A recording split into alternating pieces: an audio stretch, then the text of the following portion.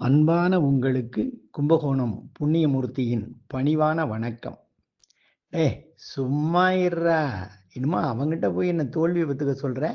அவன் என்ன எனக்கு நிகரான படிப்பாளியா? அறிவாளியா? இல்ல என் அளவுக்கு அவன் பொருளாதாரத்திலயாவது ஒரு சமமா இருக்கிறவனா? பதவியில இருக்கானா என்ன மாரி? ஒண்ணுமே இல்லாத வெறும் பையன் அவன்கிட்ட போய் தோல்விய ஒத்துக்குங்க நியாயமா? அப்படின்னு பேசுறீங்க. நான்லாம் ஒத்துக்க முடியாது.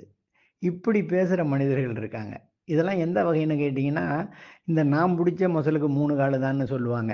அந்த மாரி வரிசையில உள்ளவங்க இவங்கலாம். ஒத்துக்க மாட்டாங்க. தன்னுடைய குற்றம் தெரியும், தோல்வி தெரியும். இருந்தாலும் தகுதி பார்ப்பாங்க. இவங்கிட்ட போய் நம்ப தோல்விய ஒத்துக்கிறதாவது, அப்படின்னு ஒரு வரட்டு பிடிவாதம். அப்படி இருக்கிற மனிதர்கள் இருக்காங்க.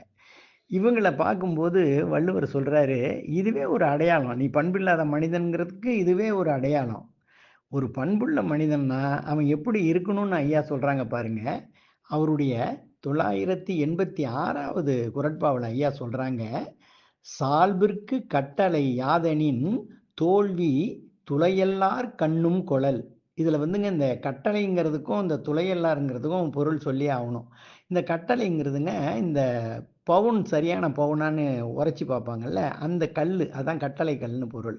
துளையல்லார் அப்படின்னா நிகர் இல்லாதவர்கள், நமக்கு சமம் இல்லாதவர்கள்.